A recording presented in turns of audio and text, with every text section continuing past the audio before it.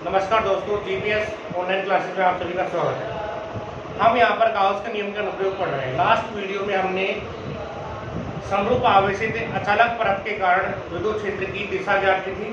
फिर उसके बाद में विद्युत क्षेत्र का जो परिमाण है वो हमने ज्ञात किया था। अब हम यहाँ पर अनंत विस्तार की समरूप आवेशित चालक परत के कारण विद्युत क्षेत्र ज्ञात करेंगे। देखो, चालक परत और अचालक परत में अंतर क्या होता है। अगर चालक परत है तो चालक परत को दिया गया जो आवेश होता है वो उसकी केवल ऊपरी सतह पर उपस्थित होता है, जबकि हमारे पास अगर अचालक कोई परत है, अचालक यदि प्लेट है, तो दिया गया जो आवेश होता है वो उसके संपूर्ण आयतन में समान रूप से फैला हुआ होता है। तो आपको यहाँ पर ये ध्यान रखना है मित्रों कि अगर आप चालक परत लेते हो या चालक पट्टिका यदि आप लेते हो तो आवेश केवल उसकी सतह पर होगा, यानी उसके अंदर आवेश का जो मान होगा वो कितना होगा, वो शून्य होगा। तो सबसे पहले हम यदि इसकी दिशा की बात करें तो अचालक परत के लिए हम दिशा ज्ञात कर चुके हैं। दिशा जो आती है, चाहे चालक हो चाहे अचालक पट्टिका हो, दिशा हमेशा पट्टिका के लंबवत आती है। अगर ये पट्टिका है इसके लंबवत इधर होगी दिशा विद्युत क्षेत्र की, और या फिर इधर होगी। तो दिशा के लिए आपको जो सेम आपने चालक पट्टिका के अंदर लिखा है, उसी चालक पट्टिका में जो आपने लिखा है दिशा में, वो ही चित्र बना करके आप उसी को नोट कर सकते हो। केवल चित्र में जो पट्टिका बनाओगे उस पट्टिका के अंदर थोड़ा सा अंतर जरूर आएगा।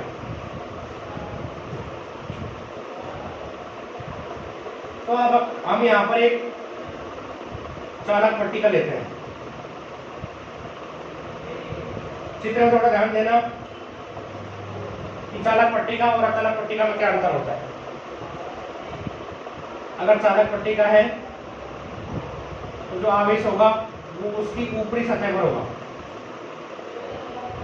यानी आवेश केवल उसके पृष्ठ पर ही रहेगा। जबकि अचालक पट्टिका के अंदर जो आवेश होता है वो कहाँ होता है मित्रों, उसके अंदर जो आवेश है वो उसके संपूर्ण क्षेत्रफल के अंदर या संपूर्ण आयतन में समान रूप से फैला होता है। अगर ये अचालक पट्टिका है तो आवेश इसके ऊपरी सिरे पर इस प्रकार होगा,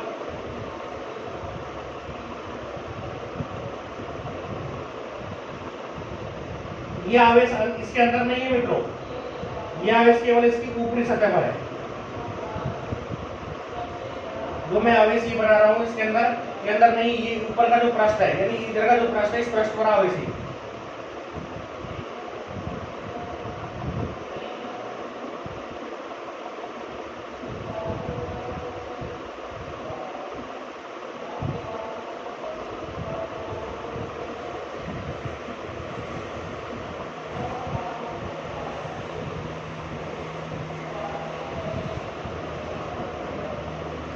तो ये अपनी एक चालक पट्टिका हो गई, इसकी केवल ऊपर की सतह पर ही आवेश है। इसको समझने के लिए मान लेते हैं हमारे पास, इसी थोड़ी देर के लिए हम एक चालक पट्टिका मान लेते हैं। ये एक चालक पट्टिका है, आवेश होगा इस सतह पर होगा पूरे पर, इधर आवेश यहाँ पर होगा, इधर आवेश इसके अंदर यहाँ होगा इस सतह पर ऊपर केवल, और आवेश इधर होगा यहाँ पर। इस प्रकार की चालक पट्टिका है, केवल इसकी सतह पर आवेश है। इसके लिए दिशा ज्ञात करने की आवश्यकता नहीं है, केवल हम इसका जो परिमाण है वो ज्ञात करेंगे। तो इसमें सबसे पहले हम क्या करेंगे, इसका परिमाण ज्ञात करने के लिए देखो, अगर आप इसके लिए दिशा यदि ज्ञात करते हो तो यहाँ पर एक अल्पांश ले लेना, एक अल्पांश ले लेना, यहाँ मध्य बिंदु आ जाएगा, ठीक है, इस चित्र के अंदर, और यहाँ पर बिंदु पी ले लेना। और सेम जो पिछला चित्र है, यानी पिछले चित्र के अंदर जो अपन ने अचालक पट्टिका बनाई थी उसकी जगह आप ये वाली प्लेट बना करके उसी चित्र को ड्रॉ कर देना। और पिछले टॉपिक में जो हम दिशा के अंदर लिखेंगे सेम आपको वही लिखना है, केवल अचालक के स्थान पर आप चालक कर दोगे, ठीक है। तो इसकी जो दिशा है वो मैं यहाँ पर नहीं करा रहा हूँ, आप खुद कर सकते हो। तो यहाँ से आर दूर पर किसी बिंदु पर पी पर आपको विद्युत क्षेत्र का मान यदि ज्ञात करना है तो उसके लिए आप क्या करोगे, एक बेलाकार गाउसी पृष्ठ की कल्पना करोगे। और वो गाउसी पृष्ठ आप इस प्रकार लोगे कि उस गाउसी पृष्ठ का कुछ भाग तो इस चालक पट्टिका के अंदर होगा। हमने बेलाकार एक गाउसी पृष्ठ ले लिया, इस गाउसी पृष्ठ का कुछ भाग है यहाँ से लेकर के और यहाँ तक का ये जो भाग है ये तो इस चालक पट्टिका के अंदर है, बाकी इसका जो शेष भाग है वो इस चालक पट्टिका के कहाँ होगा, बाहर होगा। तो ये अपना होगा मित्रों गाउसी पृष्ठ।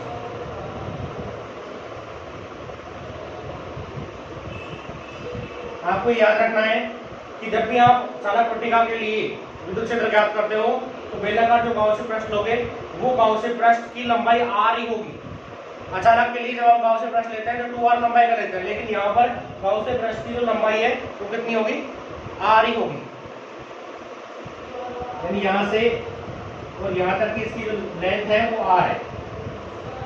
इस सतह पर यहाँ पर कोई बिंदु P है, विद्युत क्षेत्र की जो दिशा होगी वो इस अचालक परत के लंबवत इधर होगी।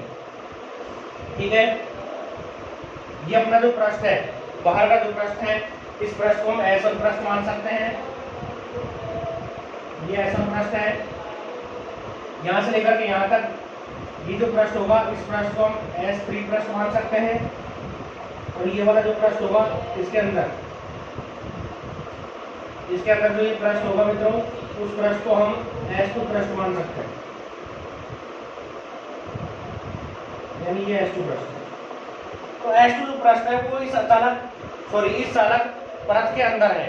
तो S2 पृष्ठ पर विद्युत क्षेत्र का जो मान होगा वो शून्य हो जाएगा, क्योंकि चालक परत है और चालक परत के अंदर कोई आवेश नहीं होता, और जहां पर आवेश नहीं होता वहां पर विद्युत क्षेत्र का मान कितना होता है मित्रों, 0 होता है।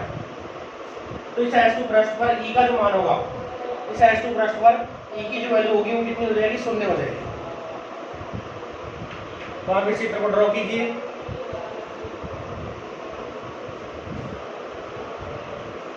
इस S1 सिरे पर अगर क्षेत्रफल सदिश देखें तो इस सिरे के लंबवत इधर की तरफ होगा, तो dA वेक्टर यहाँ पर आ जाएगा। तो इस S1 पृष्ठ पर थीटा का मान कितना होगा मित्रों, 0 डिग्री। इस S2 पृष्ठ पर अगर कोई क्षेत्रफल 5 लेते हैं तो यहाँ पर dA वेक्टर की जो दिशा होगी इसके लंबवत ऊपर की तरफ होगी। तो इस S3 पृष्ठ पर थीटा का जो मान है वो यहाँ पर कितना हो जाएगा, 90 डिग्री हो जाएगा। इसी तरह आपको बनाना है। सबसे पहले हमने क्या माना है, यहाँ पर एक क्षेत्रफल की ये कोई क्या है, चालक पट्टिका है या चालक परत है। इसका जो पृष्ठ आवेश घनत्व है उसे हम क्या मानेंगे, सिग्मा मानेंगे। यानी इसके एकांक क्षेत्रफल के अंदर जो आवेश की मात्रा होगी वो कितनी हो जाएगी मित्रों, कितनी हो जाएगी, सिग्मा हो जाएगी। क्या लिखेंगे, माना चालक परत का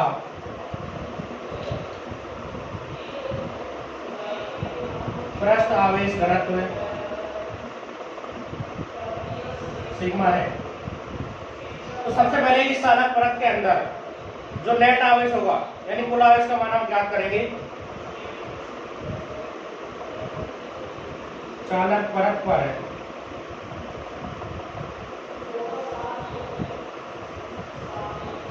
आवेश की मात्रा पहले भी हम ज्ञात कर चुके हैं, समीशन Q बराबर आती है सिग्मा A के। ये अपनी आ जाएगी इक्वेशन फर्स्ट। इसे तो हमने समीशन Q का मान ज्ञात किया था, कितना क्या सिग्मा A आ गया। ज्ञात कैसे करते हैं, इसके एकांक क्षेत्रफल में आवेश की मात्रा सिग्मा है, तो एक क्षेत्रफल में आवेश की मात्रा सिग्मा A हो जाएगी। ठीक है,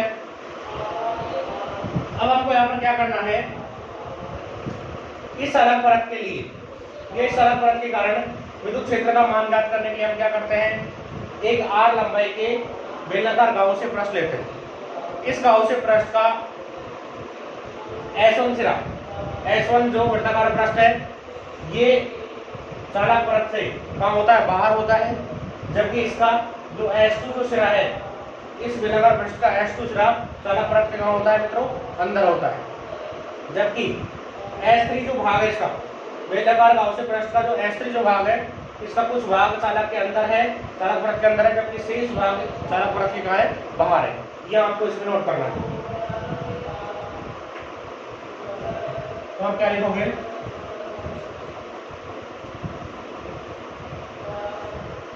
चालक परत के कारण विद्युत क्षेत्र ज्ञात करने के लिए क्या करते हैं, एक r लंबाई के बेलनाकार गाउसी पृष्ठ लेते हैं। r लंबाई का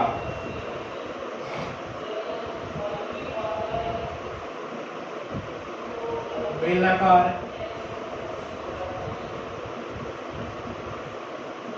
गाउसियन पृष्ठ लेते हैं जिसका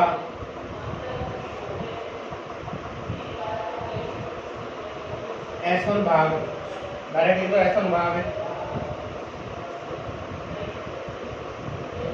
परत से बाहर है तथा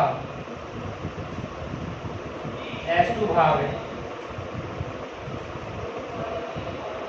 परत के अंदर है, जबकि बेलनाकार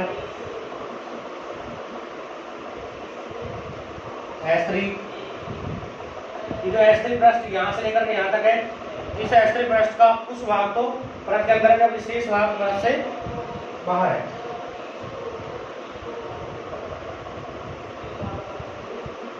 पृष्ठ का कुछ भाग परत के अंदर है तथा शेष भाग परत से बाहर है। ये आप ऐसा कैसा इसमें नोट कर दोगे, ठीक है। अब आपको इस गाउसियन पृष्ठ से निर्गत फ्लक्स ज्ञात करना है। फ्लक्स का मान आप पहले परिभाषा से ज्ञात करोगे, क्या लिखोगे, परिभाषा से निर्गत फ्लक्स I बराबर कितना होगा, integral E vector dot dA vector, और ये किसके बराबर होता है, EDA cos थीटा, ये आ जाएगा। अब आप इस गाउसियन पृष्ठ को तीन भागों में डिवाइड कर रहे हो, वृत्ताकार पृष्ठ S1, वृत्ताकार पृष्ठ S2 और बाकी कौन सा पृष्ठ है, वृत्ताकार पृष्ठ S3। आप क्या लिखोगे, गाउसियन पृष्ठ को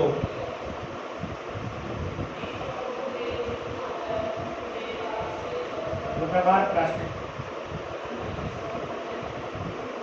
S1 व S2 तथा बेलनाकार पृष्ठ S3 में विभाजित करने पर, यानी आपने ये जो बेलनाकार जो गाउसियन पृष्ठ है, इस पूरे गाउसियन पृष्ठ को तीन भागों में तोड़ दिया। पहला पृष्ठ S1 हो गया, दूसरा S2 हो गया, ये दोनों वृत्ताकार पृष्ठ हैं, और यहाँ से लेकर के यहाँ तक ये पूरा बेलनाकार पृष्ठ है। बेलनाकार पृष्ठ यहाँ से लेकर के ये यहाँ तक है, ठीक है। तो फाई बराबर क्या हो जाएगा, इस सराउंड को तीन भागों में तोड़ रहे हो, integral S1 EDA cos theta plus आएगा integral S2 EDA cos theta. इस पूरे बंद पृष्ठ को, पूरे गाउसियन पृष्ठ को आपने तीन भागों में डिवाइड किया है। पहला ये वृत्ताकार पृष्ठ S1 हो गया, EDA cos थीटा का, दूसरा भी वृत्ताकार पृष्ठ S2 इसलिए EDA cos थीटा गया, प्लस तीसरा है बेलनाकार पृष्ठ S3 इसके लिए EDA cos थीटा। तीन भागों में आपने इसको डिवाइड कर दिया, तो आप इसे नोट कीजिए, ये आपको ऐसा कैसा उतारना है, ठीक है।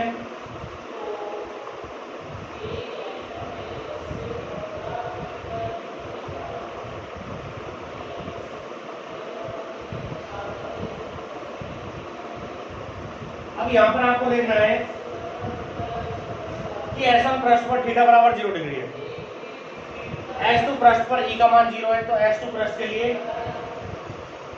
E का मान जब आप यहाँ 0 रखोगे तो ये पूरा 0 हो जाएगा। तीसरे पृष्ठ के लिए थीटा का मान कितना 90 डिग्री है, तो ये मान आपको यहाँ रखना है। तो फाई बराबर है integral S1 EDA cos 0 degree, यहाँ पर E का मान 0 रखोगे तो पूरा 0 हो जाएगा, प्लस तीसरे में S3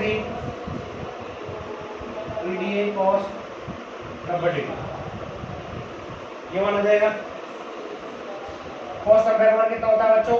0 होता है, तो ये पूरा 0 हो जाएगा। cos 0 मान कितना होता है? 1 होता है, यहाँ से ईडीए बच जाएगा। तो फाई बराबर इंटीग्रल S1 ईडीए बचेगा। ई नहीं आता तो ई को आप इस समाकलन से बाहर ले लोगे, तो फाई बराबर ई बाहर आ गया, इंटीग्रल S1 और डी ए बच गया। डी ए का अगर आप समाकलन करते हो तो यहाँ से डी ए का समाकलन आपको क्या प्राप्त हो जाएगा? ए प्राप्त हो जाएगा। तो फाई बराबर ई इंटू ए, ये मान आपको प्राप्त हो जाएगा और ये समीकरण आ जाएगी 2। यहाँ आप लिख दोगे समाकलन डी ए ऐसा प्रश्न के लिए ये आता है। तो इस तरह से आप समीकरण 2 तक इसको सॉल्व कर लोगे। इसी प्रकार से आपने पिछले टॉपिकों में भी फाई का मान इसी प्रकार से ज्ञात किया। अब आप इसे नोट कीजिए। इसके बाद में आपको क्या करना है?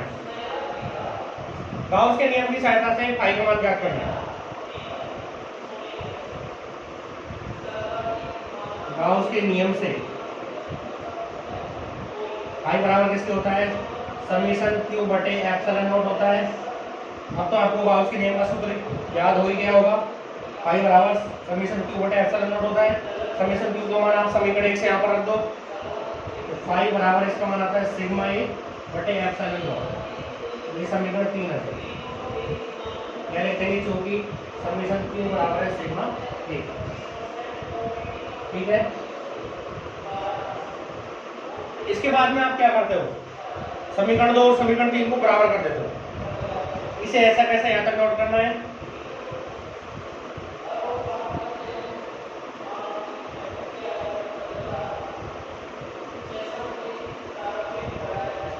समीकरण 2 है, समीकरण 3 क्या करोगे? तुलना, यानी दोनों समीकरणों को बराबर कर दो। समीकरण 2 क्या है? ये बराबर समीकरण 3 क्या है? सिग्मा ए बटे एप्सिलॉन नॉट। ए से कटेगा, क्या बचेगा? ई बराबर सिग्मा बटे एप्सिलॉन नॉट बच जाएगा। यानी चालक परत के कारण जो विद्युत क्षेत्र का मान आता है बच्चों, ई बराबर सिग्मा बटे एप्सिलॉन नॉट प्राप्त होता है। अगर आप इसे सदिश रूप में लिखते हो तो सदिश रूप में आ जाएगा ई वेक्टर बराबर सिग्मा बटे एप्सिलॉन नॉट और साथ में क्या आ जाएगा? N cap. ये इसका सदिश रूप हो जाएगा। और एन कैप किसको दर्शाएगा? इस चालक परत के कारण विद्युत क्षेत्र की दिशा को दर्शाएगा, जो कि दिशा जो होती है चालक परत के लंबवत होती है। तो इस चालक परत के लंबवत इधर की तरफ क्या होगा? विद्युत क्षेत्र होगा। इस सूत्र को अगर देखें तो ये जो सूत्र है इसमें सिग्मा बटे एप्सिलॉन नॉट मान आपको प्राप्त हो रहा है।